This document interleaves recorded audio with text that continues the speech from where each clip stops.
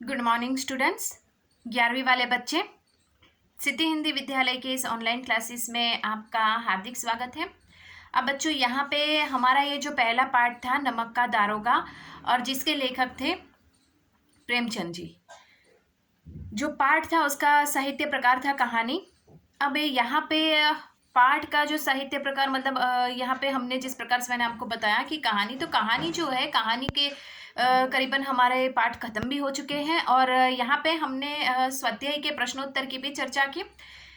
इसके अतिरिक्त रचना अभिव्यक्ति के जितने प्रश्न हैं वो भी हमने देखे। ठीक है। अब यहाँ पे काव्य की शुरुआत, मतलब आज से हमारा जो नया लेसन है उसकी शुरुआत हम करते हैं।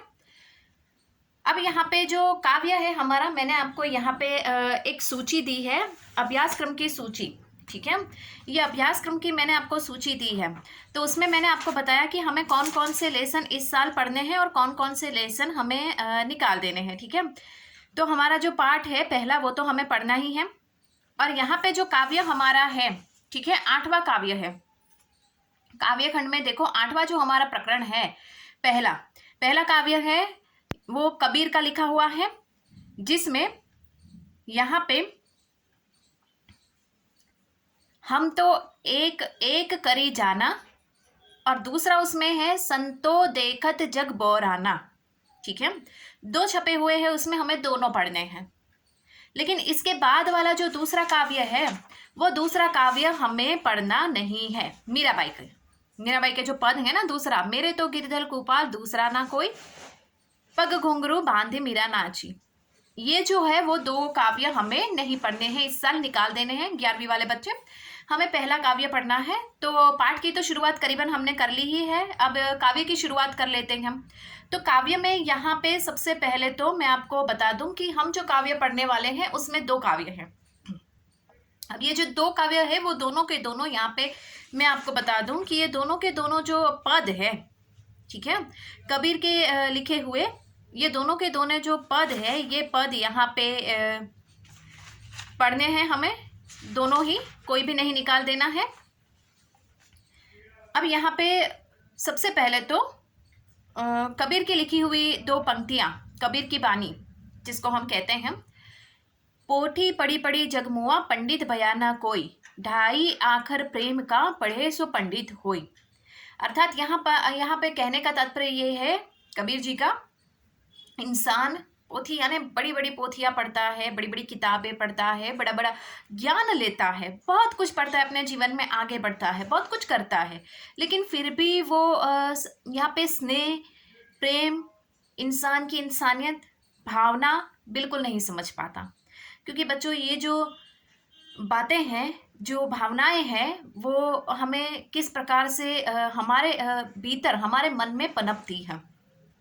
जैसे कि बहुत कुछ ऐसी कोई कहानियाँ होती है, हम कोई मूवी देखते हैं, ऐसी कोई बात होती है, ऐसी कोई घटना घटित होती है, हमारे जीवन में ऐसा कोई अनुभव होता है, तो उससे क्या हमारे मन में जो ये जिस प्रकार से हम जिसको फीलिंग्स कहते हैं, तो ये भावनाएं जो है, ये भावनाएं, जो स्नेह है, जो प्रेम है, इंसान बहुत कुछ कमाता है, बहुत अपने जीवन में आगे बढ़ता है, बहुत कुछ करता है, लेकिन वो स्नेह को समझ नहीं पाता है, तो उसका जो ज्ञान है वो भी व्यर्थ है। ऐसा कौन कहते हैं? कबीर कहते हैं। अब यहाँ पे काव्य के भीतर हम ये जो दो काव्य पढ़ने वाले हैं, हम तो एक एक करी जाना, संतो देखत जग बोराना, ये कबीर के पद हैं। सबसे पहले तो कबीर का परिचय हम प्राप्त कर लेते हैं कि कबीर का जो जन्म है, कबीर का जन्म वो कौन सी साल में कहाँ पे हुआ? वाराणसी के लहरतारा, जो उत्तर प्रदेश में आ रहा है, उत्तर प्रदेश के वाराणसी के लहरतारा गांव में हुआ। ठीक है, कौन सी साल में? 1938 में। और यहाँ पे उनकी जो प्रमुख रचनाएं हैं, जो बीजक, जिसमें साखी, शब्द एवं रेमिनी संकलित है, कबीर ग्रंथावली। बीजक कबीर की सबसे महत्वपूर्ण रचना का नाम है, जिसमें साखियां हैं, शब्द है। ठीक है, बहुत सारे ऐसे पद है, बहुत सारे ऐसे दोहे हैं बीजक में। और यहाँ पे कबीर ग्रंथावली मोटी सी किताब, जिसमें कबीर ने अपने जीवन में जितने भी ग्रंथ लिखे, उसका मतलब अपने जीवन में कितने भी उन्होंने पद और दोहे लिखे, वो सारे के सारे समन्वय उसमें हैं। अब यहाँ पे उनकी मृत्यु के बारे में, तो मगहर में उनकी मृत्यु हुई 1518 में। ये याद रखने वाली बात है, नोट कर लीजिएगा आपकी किताब में, ठीक है। अब यहाँ पे सबसे पहले तो मैं आपको कुछ एक किंवदंतियाँ किसे कहते हैं वो मैं बता दूं। ये कबीर के साथ जुड़ी हुई बात है। अब कोई भी काव्य पढ़ रहे हैं, कोई भी पाठ पढ़ रहे हैं, तो हमें उस काव्य से जुड़े हुए कोई कवि, पाठ से जुड़े हुए लेखक का परिचय होना बहुत ज़रूरी होता है। तो यहाँ पे हम कबीर का परिचय पहले प्राप्त कर लेते हैं कि कबीर को लेकर कुछ एक किंवदंतियाँ हैं। अब आप सोचोगे कि किंवदंतियाँ किसे कहते हैं। पहले मैं ये शब्द आपको बता दूं कि किंवदंतियों का मतलब होता है कि लोगों के द्वारा कही गई हुई बातें। जैसे कि कोई बात है, यहाँ पे कोई घटना घटित हुई, वही बात दूसरे गांव तक पहुंचती है। पुराने समय में दूसरे से तीसरे गांव, तीसरे से चौथे गांव, इस तरह से वो बढ़ती रहती है और उसमें दो बातें और मिलती जाती है।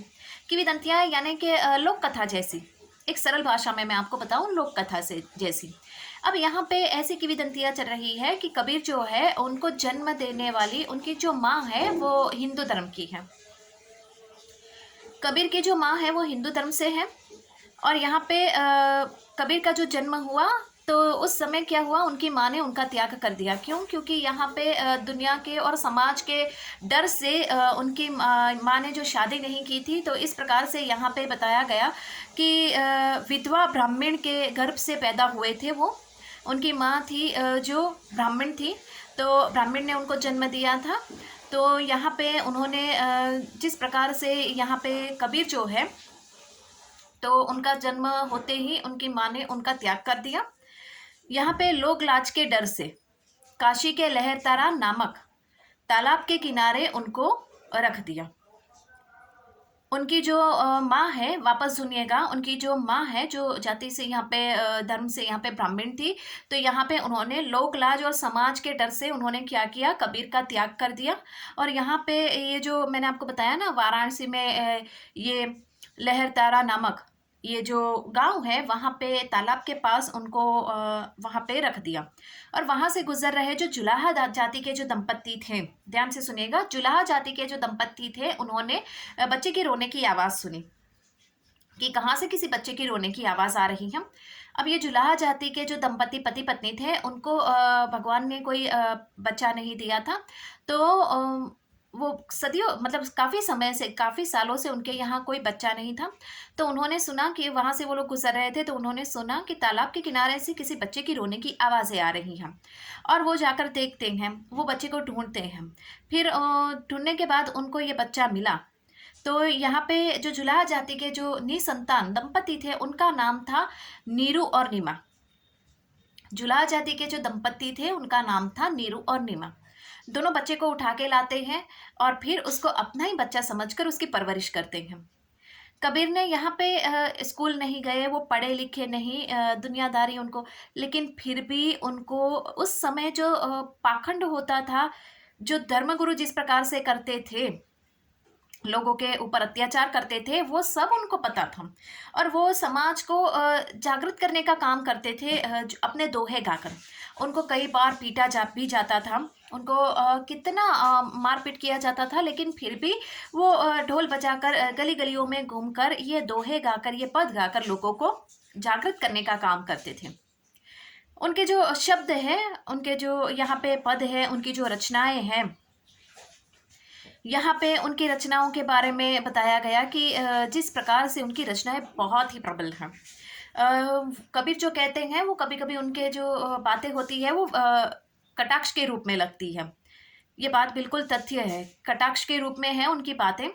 यहाँ पे एक बात मैं आपको बता दूं कि कबीर आगे चलकर रामानंद के शिष्य बने।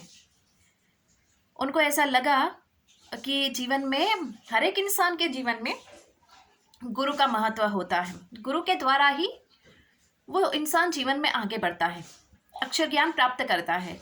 जैसे कि हमारे पास थोड़ा सा ज्ञान है, लेकिन हम क्या करते हैं, हमें और ज़्यादा उसमें और ज़्यादा क्लियरिटी की ज़रूरत होती है। हमें कोई एक क्षेत्र में हम आगे हैं, लेकिन हमें ऐसा लगता है कि अगर इस क्षेत्र में हम और ज़्यादा आगे बढ़े तो उसके लिए हमें इस क्षेत्र में जो माहिर इंसान है उसके पास से हमें ज्ञान प्राप्त करना चाहिए। बिल्कुल उसी प्रकार से यहाँ पे कबीर के भी जो गुरु है रामानंद, वो भी याद रखिएगा आप। तो रामानंद के वो शिष्य बने। उन्होंने लिखा भी है अपनी रचनाओं में कि काशी में हम प्रकट भये रामानंद चेताए। यहाँ पे रामानंद अपने गुरु के बारे में उन्होंने बताया है, वरना आप बोलोगे कि मैडम ये रामानंद कौन है। तो रामानंद यहाँ पे कबीर के गुरु हैं और कबीर का विवाह जो है वो लोई नामक एक साध्वी से हुआ था, जिससे उनके कमाल नामक पुत्र और कमाली नामक पुत्री का जन्म हुआ। ये किताब में कहीं छपा नहीं है, ये मैं अपनी जानकारी से आपको बता रही हूँ, ठीक है।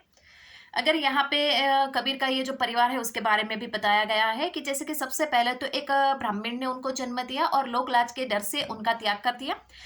वहाँ से गुजर रहे कुछ जुलाहा दंपति जिसका नाम नीरू और निम्मा था, उन्होंने बच्चे की आवाज़ सुनी, तालाब के किनारे बच्चे को ढूंढते हैं, फिर बच्चा उनको मिलता है और उस बच्चे को वो गोद ले लेते हैं, अपना बच्चा समझ के उसका पालन पोषण करते हैं, परवरिश करते हैं।